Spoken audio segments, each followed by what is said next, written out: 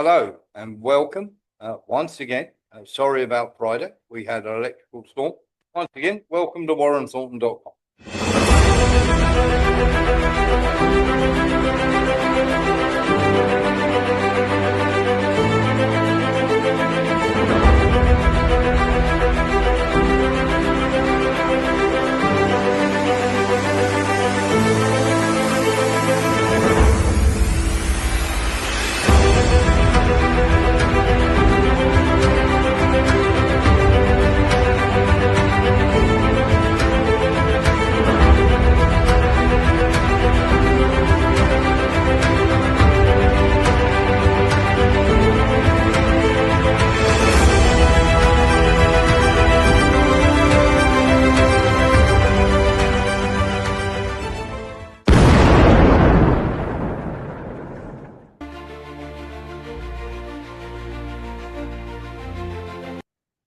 Hello and welcome to WarrenThornton.com. We should be being joined by Lembit Opik very shortly.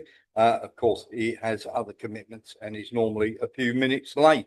Just in case you didn't know, on Friday we weren't able to do a show because we had a huge electrical storm where we were and the internet was shut down for safety. And what a doozy it was as well. But of course, we did do Saturday Roundup for you and put that up online. However, if you've missed it, we will be going over a few bits of that again tonight.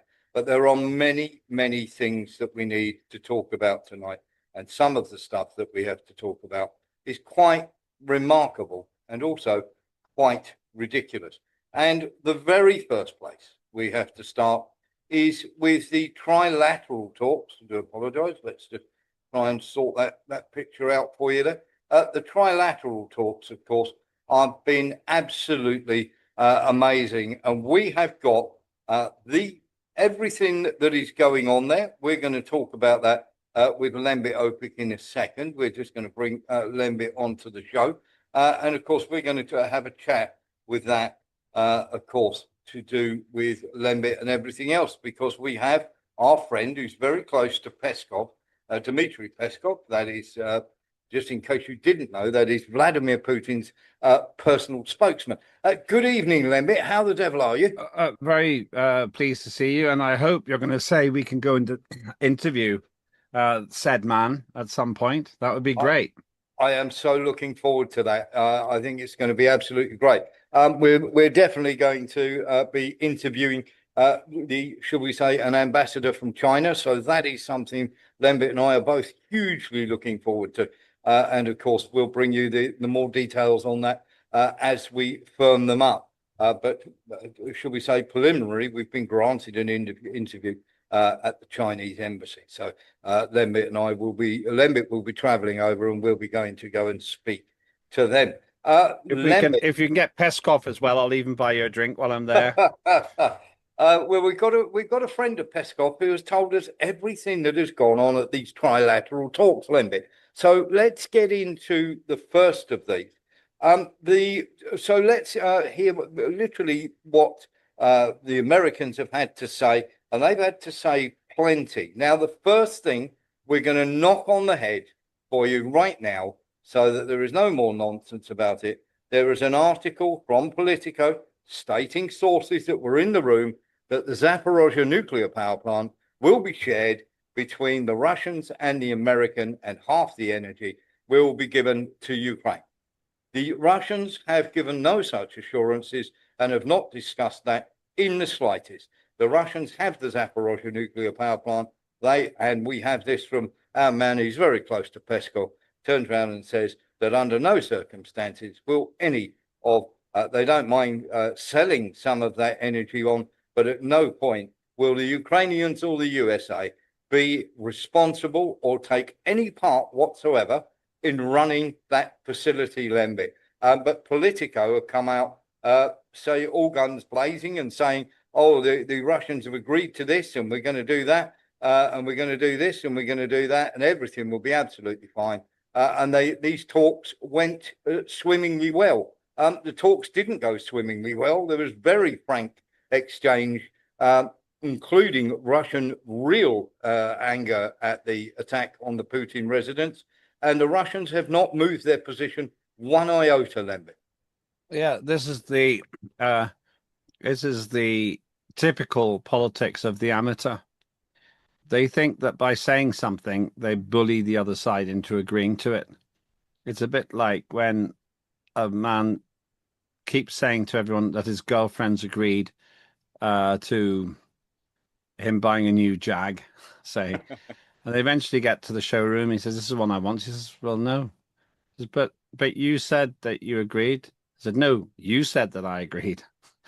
And it's just exactly the same. They say, "Oh, well, no, they've agreed, they've agreed, they've agreed." Russia's very straightforward on this. Three things: denazification of Ukraine, demilitarization of Ukraine, and no NATO membership. That's it. Now, it's got a bit tougher now because Russia's got so fed up. They're saying, actually, no, we're going to increase our demands here because we've had enough. But Yes. that's what they've demanded. There is no prospect of Russia making concessions until they get what they want. So even if that was on the cards, it wouldn't be on the cards now until the West, which is the West and all its blabbermouths who say things straight away and try to megaphone the, megaphone negotiate their way to success. Uh, until those people actually agree to those three demands, there is nothing on the table. It's all No. completely off. But they think that they can bounce Russia. Somebody needs to take a look at the history of Russia across the last 200 years, or 300 years, actually, certainly since Napoleon, and they might get a slightly better reality check. Yeah, absolutely. And something that is very, very important, Lembit. We're going to get into this because I know that very much along those lines, your friend and mine, of course. Dmitry was very, very cruel on one particular aspect. Dmitry Peskov has turned around and said there can be no talks with the European Union under any circumstances whatsoever until Kaya Kallas is removed from her position. Neither us or the United States wish to engage in talk with her under any circumstances, Lem. Well, they've said what we've all been thinking. Why would you have somebody who's not competent to do the job whenever this is a matter of life and death? And uh, I'm sorry to say this woman has been something of a laughing stock for a long time. I'm sorry to say that, but she's unable to think objectively. She acts in a childish manner. She obviously gets nervous when she's with powerful people and spills drinks over them. That's in itself is excusable, but if you add it up all together, what you really see is somebody who, like so many European politicians, is completely out of their depth. The only reason she doesn't look worse is because the other ones do. Well, should we say the Gauleiter, or should we say Callis's boss, turning around and saying what she wanted out of these talks, and of course she was pushing the Ukrainians, and of course everybody else in the West was pushing the Ukrainians. The head of the European Union, Ursula von der Leyen, Mm. Callis, and Macron all got together and decided they were going to have a bit of fun. Macron wanted and Callas wanted an energy ceasefire. And of course, Ursula von der Leyen wants an 800 billion package that she has sorted out with, guess who? BlackRock, of course. And of course, the Russians have turned around and said that there's no chance of an energy ceasefire for the simple fact that the Kiev is in darkness most nights, and these drones are right up there with some of the things that they want to do. The big losers in this, because our friend, who's very close to Peskov, has said that, and I quote, Peskov actually turned round and said, "We are not like Europe. We will not roll over and do whatever the Americans ask us to do." This is obviously a reference to the EU and NATO rolling over and just handing over Greenland over Denmark's head, Lembit. They haven't exactly done that, but they looked ridiculous. What you have to understand about Donald Trump is he says stuff which he doesn't mean, but he's interested to see the result. And then he'll change what he says and triangulate it based on what other people say. But because we have a bunch of fools in Western politics, they run around taking everything he says literally. The Greenland thing is quite interesting. It's a more complicated situation because of some very clever work done by a diplomat in around 1943 or somewhere around then, which really kind of showed that there's more to what Donald Trump is saying than meets the eye. When it comes to Europe, though, they're irrelevant. Keir Starmer said, I called Donald Trump and I said that Donald, no, you cannot have Greenland. It went on about how he had personally, single-handedly achieved this result. Well, no, he said that others had helped as well. He had no influence in it, whatever. He's completely irrelevant. What he said doesn't matter because Trump doesn't care. Trump will take the easiest route forward. And for some reason, he's really obsessed with this Greenland thing. I don't completely know why. But putting all that together, you got nobody's like Gaia Callas and Macron and Zelensky. They're not important people. They're just not important people. So Greenland could go into Donald's hands, but the best way for him to do it is to say, I'll give you 10 million each if you agree to it. 25,000 households. So, 25,000, 250, quarter of a trillion. That wouldn't be bad for a big piece of land. I bet you if you offered each household $10 million, they'd take it. Yeah. And of course, Peskov has turned around and, as has been said in the chat, has literally called the European politicians completely incompetent and therefore of no real value whatsoever in any talks that we might have. There's something else that is, we need to sort of deal with this straight away.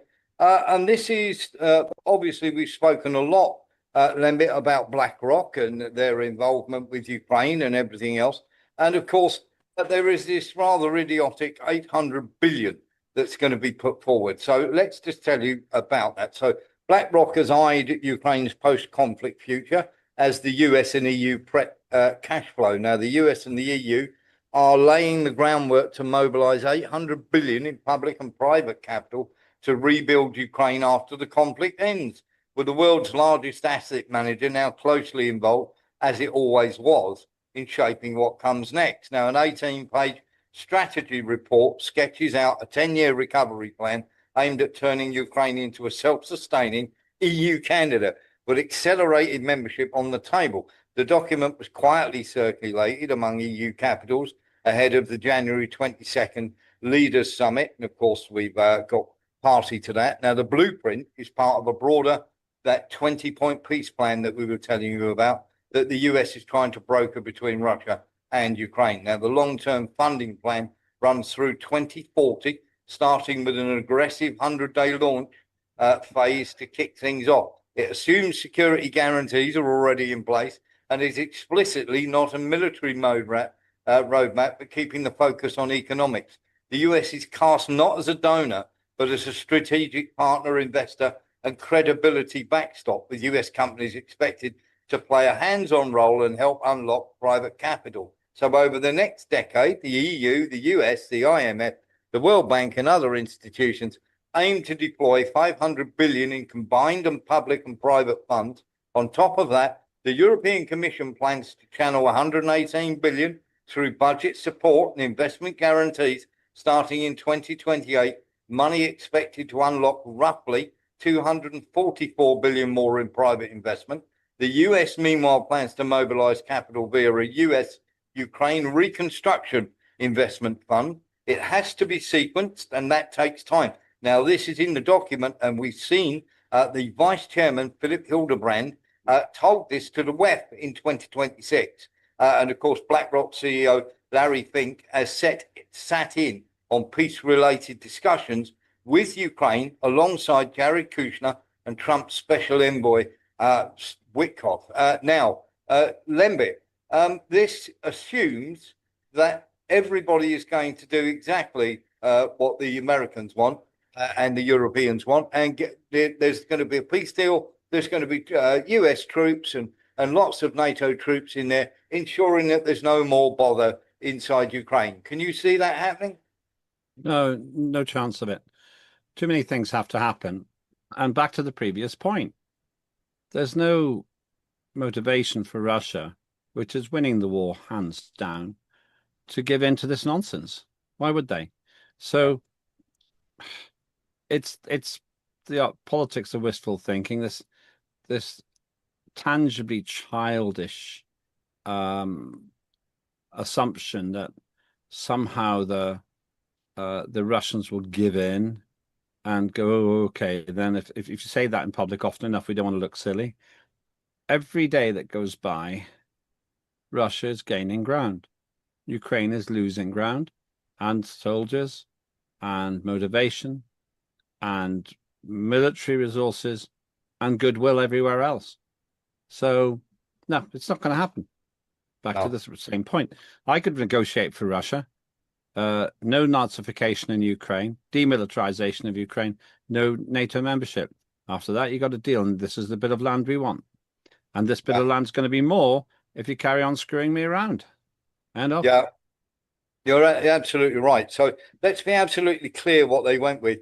America went with an economic package to try and woo, shall we say, Russia into agreeing. Now, there is a branch. We're not talking about Witkoff, Kushner, and Trump here. We're talking about the branch of Rubio, Susie Weiss, and obviously the CIA with Radcliffe and everybody else who genuinely think that if they can get rid of Putin, if they can kill Putin, get rid of Putin, that things will suddenly become better, and then there won't be a problem, and they'll be able to negotiate their way out of it, which is crazy thinking. And then you've got the Witkoff, Kushner, Trump, who are trying to get an economic deal, and the Russians aren't buying it. They want, as America started this war, they want, before there's any talk of economics, they're quite happy to sit and talk, because while they're sitting and talking, nothing's actually getting done. Ukraine are refusing to do any territorial movement whatsoever, Lembit. NATO, they're saying they still want to be part of NATO. So, of course, nobody really wants the Ukrainians there because it's just scuppering anything that the Americans might be putting forward. But behind the scenes, Europe are working the crank with Zelensky. And, of course, the Russians are just at the point now where they're just going, sit and talk, but they actually sent a military advisor rather than people who actually thrash out. And this is a really good pointer, Lembit, to the fact that the Russians are just like, okay, we'll just send it. They're going to be sending the cleaning lady by the end of the year. The very sad thing, which the mainstream media unquestioningly report, is this. Oh, too many lives have been lost in Donbass for Ukraine to stop now. Just like, as I've said before, I've lost too much money in this casino to leave now. And the only outcome is going to be more deaths. I actually put an X out on this, and I'll read it to you because it sums up my feelings completely, and got quite a lot of hits actually. And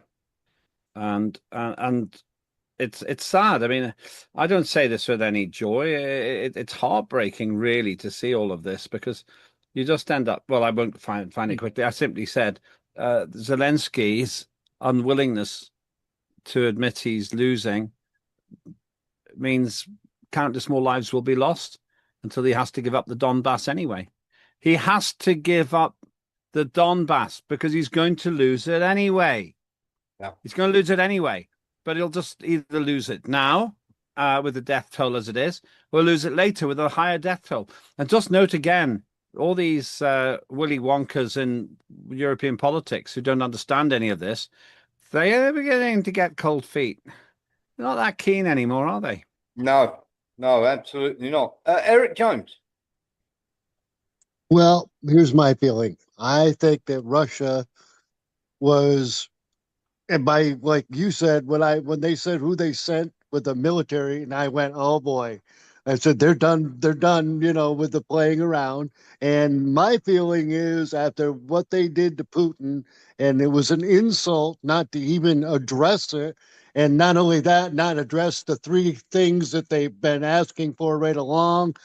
At this point, my feeling is Russia's going to take the entire Ukraine and they're going to tell BlackRock to kiss their royal backside And they're not getting any of that land because that's just going to put America and a NATO right back in there, and they'll be right back in the same mess they're in. I don't see Russia allowing that at this point, and you wait and see. BlackRock's going to be sorely disappointed. Yes, I think you're absolutely right. I mean, there are some really embarrassing things. We'll get into what Lavrov has got to say in a minute, and you may have seen a little thing that we did on the Garand drones to show you exactly what's going on. But let's have a little taster just of exactly where we are with this, because let's face it, Garand drones and everything that they're doing. So it's about a 5 or 6 minute video. Have a little look at this. And this is something that we put out on Saturday, just to give you a heads up.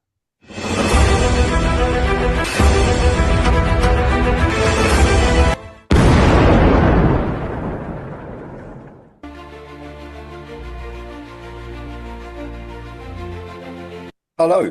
If ever you thought that it was a good idea to continue this war against Russia, you couldn't be more mistaken.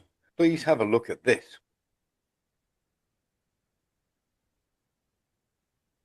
HIMARS could be game changers. Say the delivery of HIMARS has been a game changer. These long-range rocket launchers that can fire up to 53 miles provided multiple launch rocket systems, which have had a huge impact.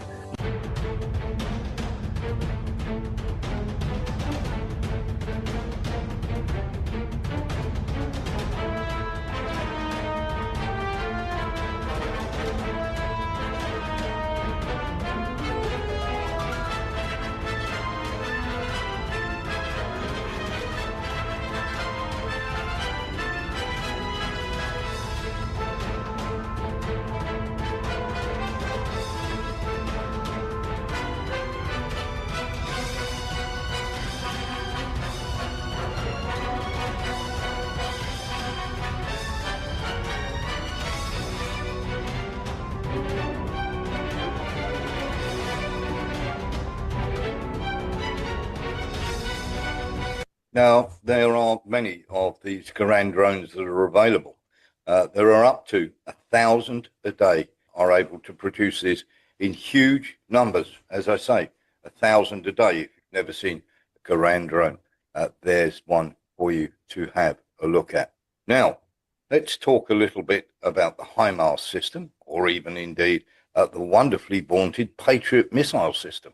And of course, we've all seen how ineffectively stupid that has been in action.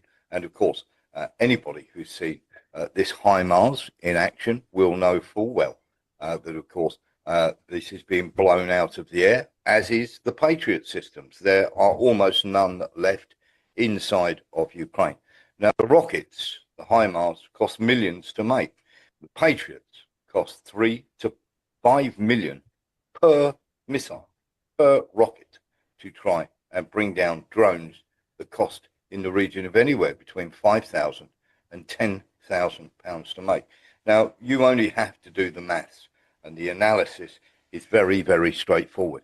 It's an inefficient use of military equipment purchased with taxpayers' money, particularly relevant for the EU countries and the United States, now that the EU has to buy everything from the United States, and of course the military industrial complex of coining it in. If we stop funding foreign countries with our taxes, the money could be better invested in our own people. We're also feeding the military industrial complex, invested instead in the lives and the well-being of our own citizens, rather than destroying somebody else who lives elsewhere. Now, the mass production and widespread use of simple weapons have proved more effective than the reliance on so-called elite or high-tech systems. American elite systems, including, should we say, premium or cutting-edge, cost around 5 million, are reportedly destroyed from a few low-cost drones that are worth only 200,000 in all. Now, all it takes is a very simple drone to disable one of these huge systems. It costs so much of your money and my money. Then they can be targeted by artillery once they're disabled from moving anywhere. Now, there is no doubt whatsoever that Russia are winning the war, that they are producing more weapons at cheaper cost, and they are better. if you think there is any chance of Ukraine winning this war, like Alexander Stubb, and of course the idiotic commentators that we hear in the West, like the Sun newspaper, who say that the Russians are eating their own soldiers. If you believe this PR nonsense, more and more Ukrainians are going to die for no good reason. So there we are. That's the bit on that that we put out. And of course, we've got a bit more for you on these Garand drones. So let's have a little look here. They've now got turbojets on quite a few of these. They've got high explosive incendiary fragmentary warheads on the Garand 3s and a turbojet engine. On the Garand 2s, now they have online intelligence transmission, in-flight control, camera for online control, LiDAR sensors with high explosive fragmentation warheads, KPTM cassettes, which can basically drop off cluster anti-tank mines, and new incendiary warheads. They are developing these drones as they go. They can put 1,000 in the air at a time, Lembit. These drones are absolutely lethal. Here's one flying over Dnipro yesterday.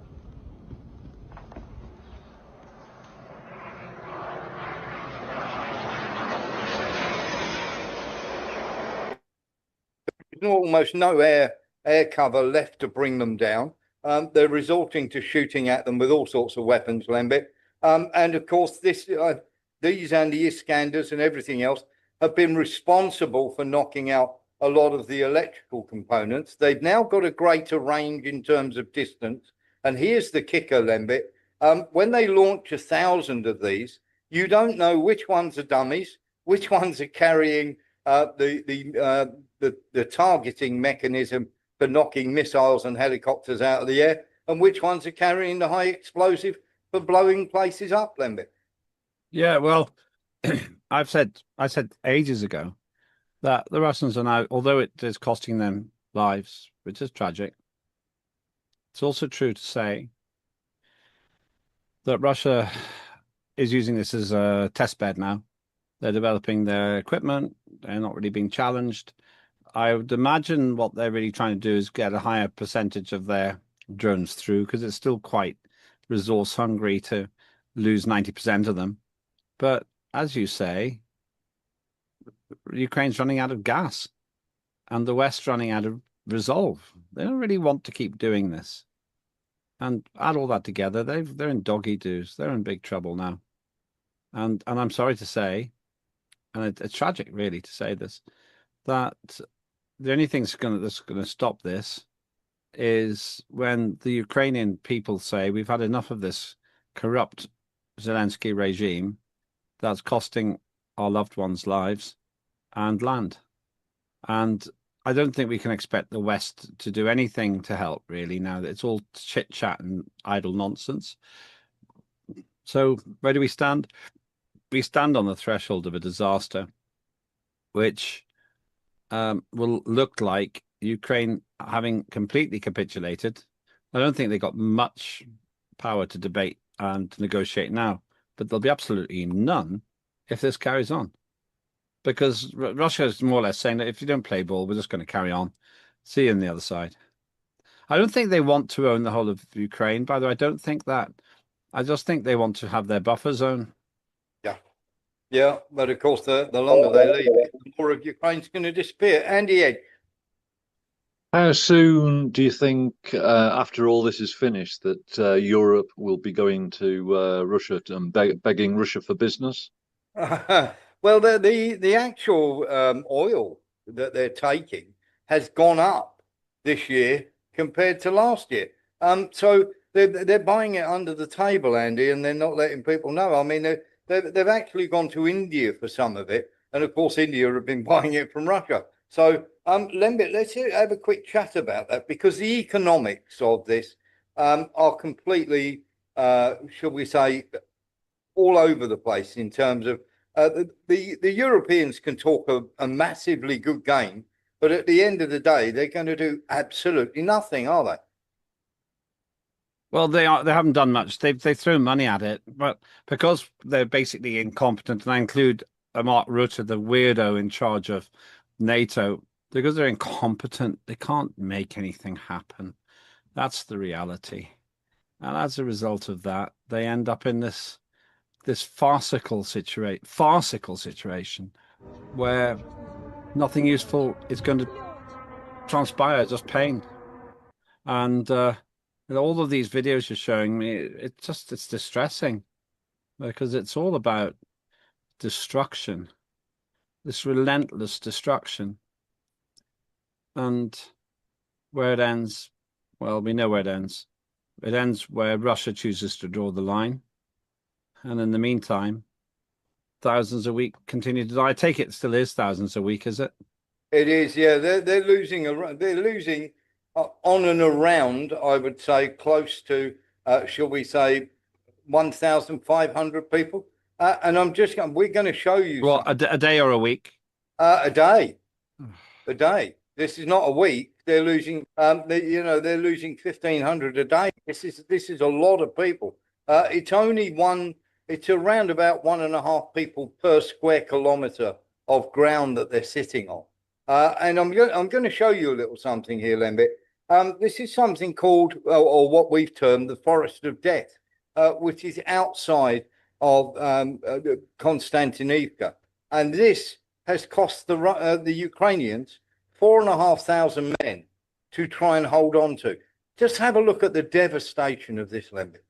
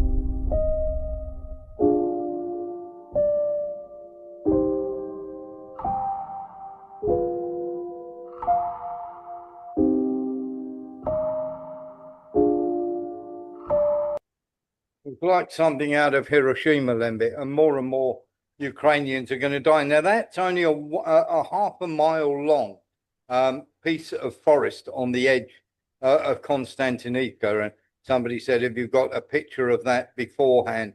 No, I'm afraid I haven't, but I can get one for you, and you can have a look at it. But that is, I mean, just looking at that is enough surely for people to turn around and go, we can't have any more of this, surely, Lembit. No, apparently not. Apparently we live in a society where they don't care. They really don't care. Because people like Starmer, who are sociopathic in my view and have no sense of the damage that they're doing, they just carry on feeding the meat grinder with other people's sons and daughters and husbands and wives and now fathers and maybe a few mums. And you just go, how can they possibly imagine this is okay? You know, it's quite incredible, just don't get it. Yeah, I don't get it. So no, I don't have any optimism about this at all. I've no optimism at all about this. I think that this will carry on until it stops being, until people realize that the politicians realize it's beginning to look like a PR disaster for them. They don't realize this yet. No, exactly that. Let's have a little talk about what Lavrov had to say. This is among some of the things he had to say. That they have driven themselves too far down the hostility towards Russia line, that we can't possibly start talking to anybody. It is most likely impossible to reach any agreement with the current EU leaders. Lavrov was absolutely scathing, and what he basically said, it was a question was, is it possible to restore relations with the EU? And he had to say this: we were not the ones who severed relations.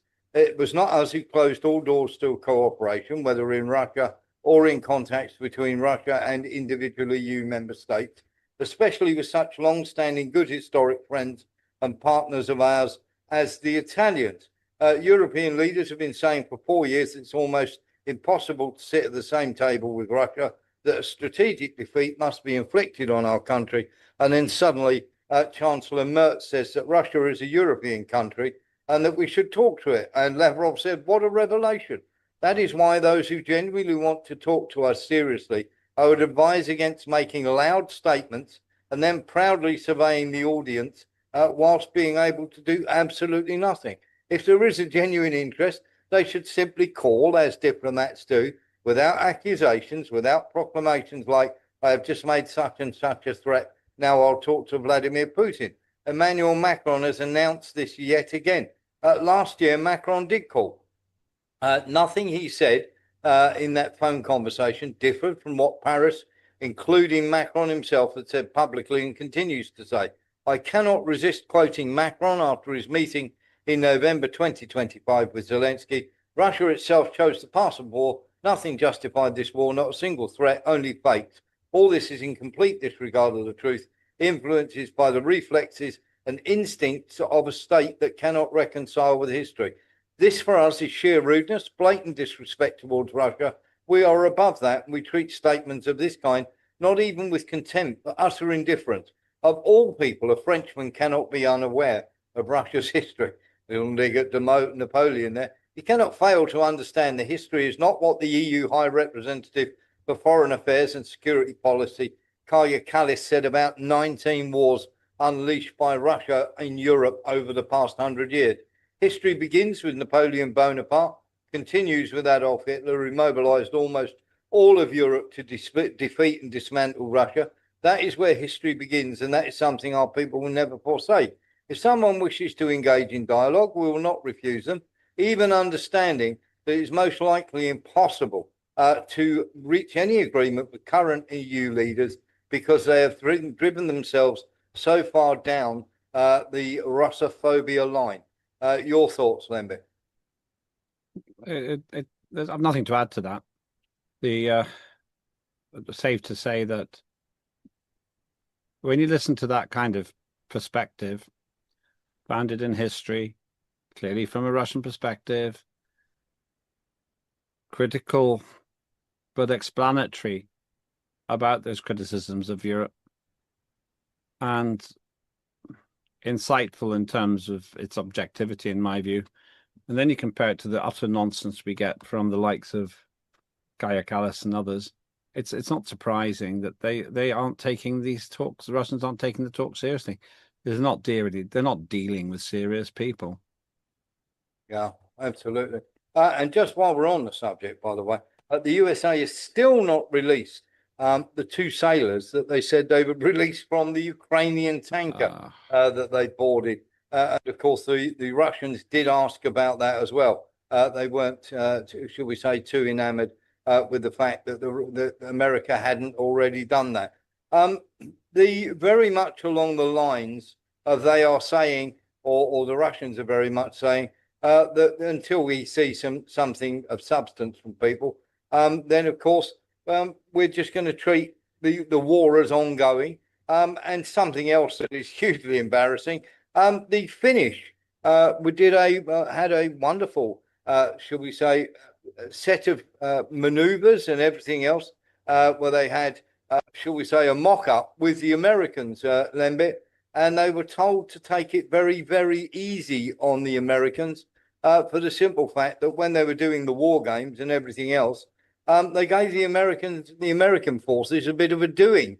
And there was an internal memo that went out saying, please, can you take it a bit easier on our American soldiers? And here's the report from it. In last year's joint Viking exercise in northern Norway, American troops struggled badly. Exercise commanders asked Finnish reservists who were playing the role of invaders in the Arctic war games to go easy on the Americans. The Finns had to be told to stop beating the Americans as it was demoralizing for them. That doesn't bode well. It's no wonder they've not put boots on the ground in Ukraine, is it, Lembit? Well, it's no wonder. It's also rather surprising that these tough guys have to be given an easy ride. It's a bit sad, really. Certainly embarrassing, but at the same time, the most battle-hardened players in this particular conflict are the Russians. Lots of experience. And once again, you don't actually have to like the Russians to know what I'm saying is true. They've got lots of experience. They don't screw about. They're amazingly good at targeting without taking relentless extra prisoners. Creating relentless extra casualties. There could be some casualties, but the truth is that, well, there are some casualties, but the truth is that they're comparatively low, to be completely ruthless about it. Comparatively low. So, yeah, when I look at it all, when I add all that together, I'm thinking to myself, the Russians know what they're doing, and the Americans in the West don't. Yeah, absolutely. And while we're at it, the press ganging of Ukrainians goes on. But this one in a garage didn't quite turn out the way they wanted it to, Lembit. Let's have a little look. As you can see, there's two guys coming to grab a mechanic to take him away to the war. It doesn't quite turn out how they hoped.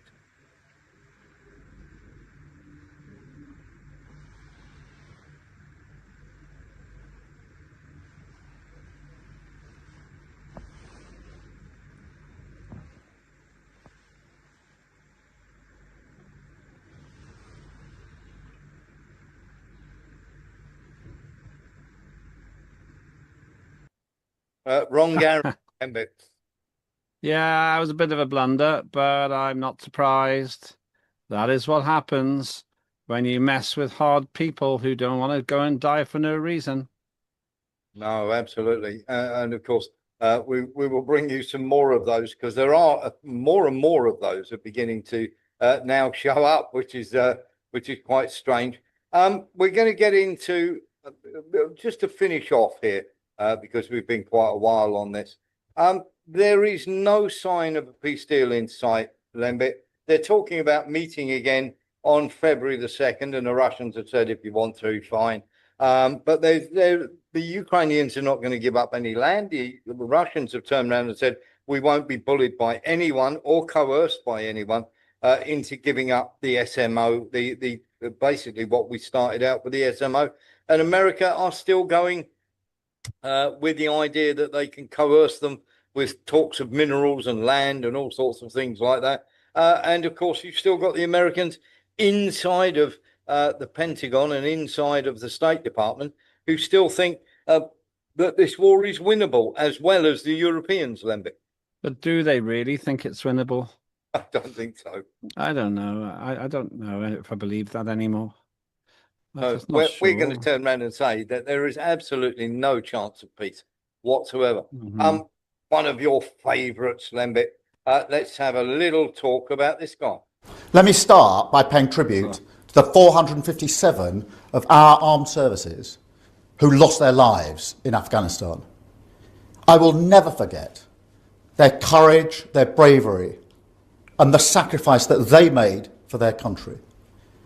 There are many also who were injured, some with life-changing injuries. And so I consider President Trump's remarks to be insulting, and frankly appalling. And I'm not surprised they've caused such hurt to the loved ones of those who were killed or injured, and in fact, across the country. If I had misspoken in that way or said those words, I would certainly apologise. We have a very close relationship with the US, and that is important for our security, for our defence and our intelligence, and it's very important we maintain that relationship. But it is because of that relationship that we fought alongside the Americans for our values in Afghanistan. And it was in that context that people lost their lives or suffered terrible injuries, fighting for freedom, fighting with our allies for what we believe in. Well, if he'd have said somewhere else, then it might have been fairly okay. But as he said, Afghanistan, and of course, Starmer suggesting Trump should apologise. You have to remember, because really they should apologise, and so should we, for shooting babies in their bed and committing other heinous war crimes without being close to the combat area. Now, a senior British Special Forces officer warned that the failure to own up to our own criminal behaviour in Afghanistan by the SAS, including shooting 5 children in their beds, would allow the regiment to descend into the sewer and sink to the levels of despotic regimes. Now, devastating evidence about a cover-up by special forces was released on Monday, and there is more to come tomorrow, by an independent judge-led inquiry into repeated allegations of extrajudicial executions by elite British troops in Afghanistan. You would have thought somebody would be briefing Keir Starmer on this, so he didn't keep putting his foot in it, wouldn't you, Lembit? No. Weak leaders surround themselves with weak advisors, and that's what's happened here. So no, I'm not surprised. Also, he doesn't understand military matters. He just gets it wrong continuously. I think we need to be clear here. Keir Starmer is a middle-ranking councillor in terms of his capability. He's not even a good for MP, let alone Prime Minister.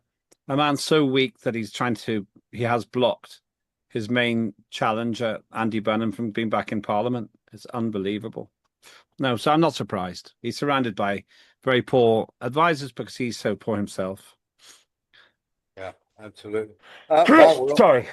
That's okay. Let's get into this now then, because while we're talking about everything that's going on here, we did tell you about this. Let's have a listen to Delcy Rodriguez. En los escenarios que nos habíamos planteado que podría darse un ataque, nunca imaginamos que cruzarían esa línea.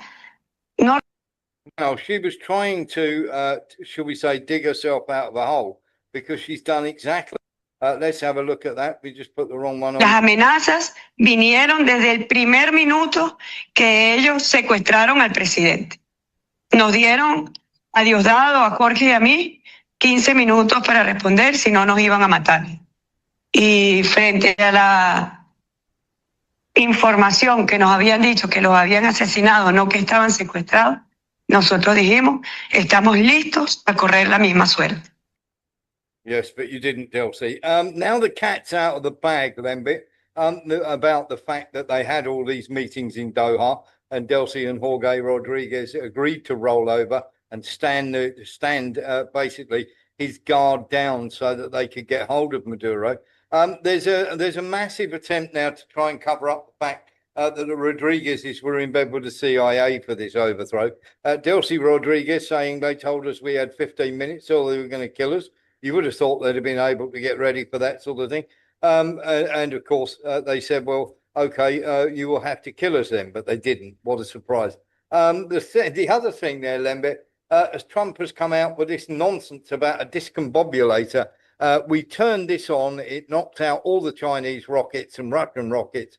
They weren't able to fire any at all. The discombobulator, see bribe, Lembit. The nonsense that they're trying. The nonsense that they're trying to spin here. And remember that 14 days ago, we told you where the meetings took place at the Bentley Hotel in Doha. And now we have The Guardian and other outlets also reporting that the CIA did a secret deal with the Rodriguezes to overthrow and literally catch hold of Maduro. And now they're busy trying to spin it, Lembit. Yes, well, what do you expect? They're just. Well, Venezuela's not. I feel sorry for Venezuela to an extent because I think they've been screwed around royally. But yeah, it's hard to be sympathetic whenever the allies are so dishonest. They're no different to the others. They're no different to the others, really. What can I say? I wasn't there. You suspected that there was insider trading, and it seems that there was. Yes. As a result of that, well, we find ourselves in an ignominious position where the Venezuelans' cat is coming out of the bag, and it looks a bit like the old cat. Very much along Meow. those lines. It does seem very much along those lines, doesn't it? And of course, we're going to see more of that. While we're on the subject, there is some stuff that we have to talk about, of course, when we're talking about America and what's going on. You would not have failed to notice this happening. That's the wrong one. Of course, you would not have failed to see all sorts of horrible things happening, including the death of a so-called protester. Now, have a little look at this. Now, this is a guy, Lembit, who is in Minneapolis, who was turned up with a mobile phone in his hand, but he did have a gun on him, but he's been shot by somebody from ICE. Let's have a little look about this.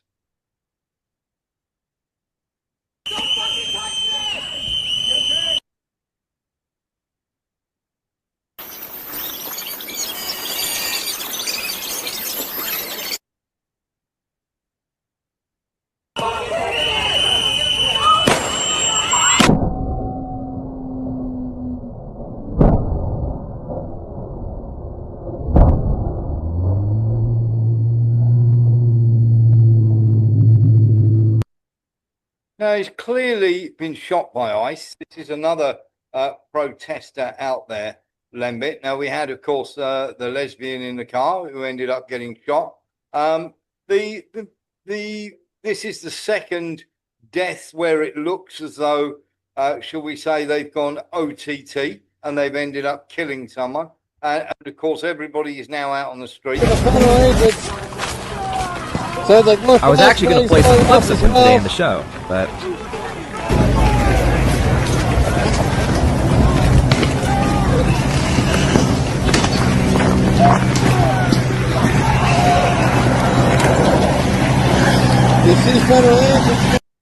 now we've got ICE out on the streets. This is the second thing, Lembit. Now, on the first one, I was very, very critical indeed, because this guy, as far as I'm concerned, he shot this woman from point blank range. But this guy turned up at this protest with a weapon, with a sidearm, strapped to his hip, Lembit. I mean, if you go into a protest, given what's already happened with ICE, and you know that that's happened, why are you showing up to a protest with a firearm? I know it's an open carry and everything else, and you've got a permit for it, but you wouldn't show up to a protest with a firearm, would you, Lembit? No, I wouldn't. I don't know the guy. I obviously don't know about him. Obviously, I don't know the guy. I didn't know the guy. What is difficult is that I can't tell. I can't tell why they killed him. I think that these people are very active. I think that's what's happening all the time. So I don't know what percentage of deaths is occurring in terms of the overall amount of activity by these people. But it's a big problem. I mean, it's a huge problem because it looks bad. There are roughly 70 shootings a day in the United Kingdom. Sorry, correction, United States. 70 fatal shootings, half of which are suicides, the other half are homicides. And I really would like to see what the statistics are on this. Is this a reflection on ICE or a reflection on the gun laws in America? Yeah. It is one of those. Now, before I had great sympathy with the woman. The fact that she was there was stupid. At the end of the day, what are these people doing? I mean, because obviously you have got some gun-happy lemons in the ICE group, and they are trying to catch hold of people and chuck them away. You know, put these people away or get them away from America because they're in the country illegally. Since when did this become a sort of political football and a game where you can play with people's lives like this? I mean, let's have a listen to what Cynthia Nixon had to say here. The Secretary of Homeland Security has been spreading morally reprehensible, disgusting lies about the cold-blooded execution of the young man, Alex Preddy, who was gunned down in the streets of Minneapolis today. I'm going to read a statement from Alex's parents who have asked that the record be set straight about who their son was and what actually happened. Please do everything you can to share their statement far and wide. We are heartbroken, but also very angry. Alex was a kind-hearted soul who cared deeply for his family and friends, and also the American veterans who he cared for at as an ICU nurse at the Minneapolis VA hospital. Alex wanted to make a difference in this world. Unfortunately, he will not be with us to see his impact. I do not throw around the term hero lightly. However, his last thought and act was to protect a woman. The sickening lies told about our son by the administration are reprehensible and disgusting. Alex is clearly not holding a gun when attacked by Trump's murdering and cowardly ICE thugs. He had his phone in his right hand, and his empty left hand is raised above his head while trying to protect the woman ICE just pushed down, all while being pepper sprayed. Please get the truth out about our son. He was a good man. It's just people being used on all sides here, isn't it, Lambert? I mean, I have sympathy for the woman. Are there idiots inside ICE who don't know what they're doing and probably trigger happy with guns? Yes, there are. Are there people turning up to protest when they shouldn't be there because they've no right to be there protesting this and wearing sidearms? Yes, there are. So there's idiocy on both sides here, isn't there, Lambert? Yeah, it's once again, I'm a bit more circumspect about it because I don't really know. I don't like doing trial by media, and so I don't really know what the detailed circumstances are of what took place. I feel that this is a pretty bad example of a mistake, of a bad mistake. I don't think they'll necessarily have done it on purpose, but I think it's a bad example of a mistake. And I think it's because these people are comparatively inexperienced, the ones who are going out there. Yeah. So they do get the willies and they pull the gun out and they shoot because they're either angry or scared or they feel a sense of entitlement because of Trump. I don't know. That's what I think. I do think that Trump is probably finding some favor with all this, but this is all very it's quite likely that a lot of people privately say, well, you know, good on you. This is the thing. It's quite likely a lot of people say, well, I don't want to say this publicly, but we want to show them if they come in here illegally. The problem is they're killing American countrymen, which isn't a very good look, let's be honest. Absolutely. And of course, we don't want to leave you on the first half of the show. We don't want to leave you with thinking everything is doom and gloom.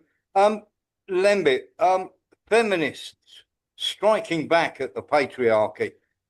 Nothing will advance their cause as wonderfully as this. Your thoughts on this, Lembit? This is a concert given by women who want to stress how bad the patriarchy is. and we'll get Lembit's thoughts after we play this short video.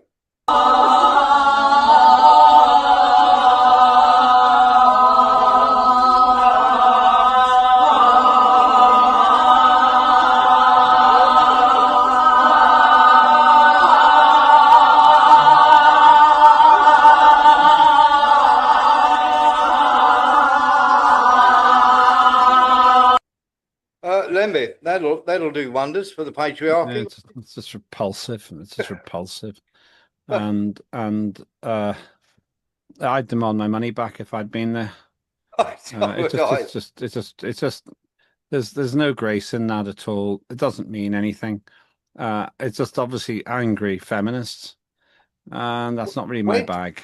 Where does this anger come from, though, Lembit? I don't know, childhood trauma. Or maybe a middle-class sense of entitlement.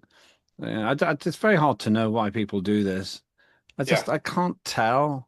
I guess I'm not going to try to start guessing, particularly now, because I can't tell what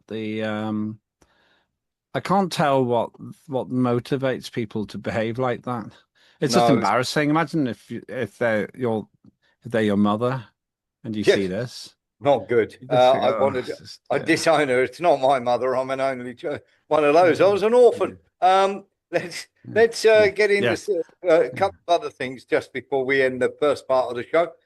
They made an ice slide in Kamchatka, Lembit, for the children. Have a look at this.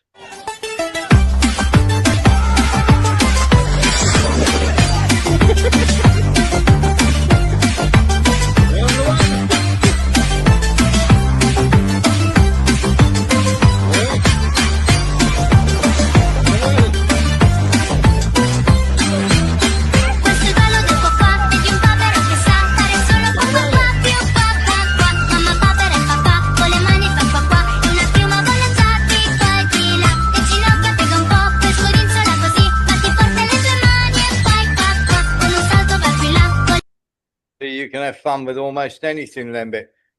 Quite amazing. And a brilliant thing that has happened every now and again, when you get really, really strong bouts of cold weather, then, of course, you get refractions. And, of course, when you get these refractions, and trust me, it's not AI, you get some wonderful, wonderful things. Now, when you get a very cold spell and then you get a sharp frost, you get sometimes things called light pillars.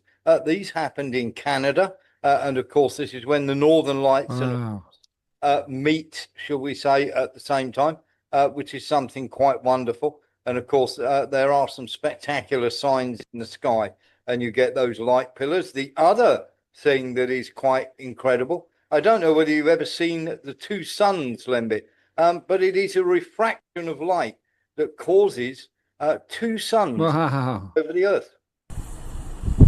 Такой прикол, надо, тут два солнца встает одновременно. That's remarkable.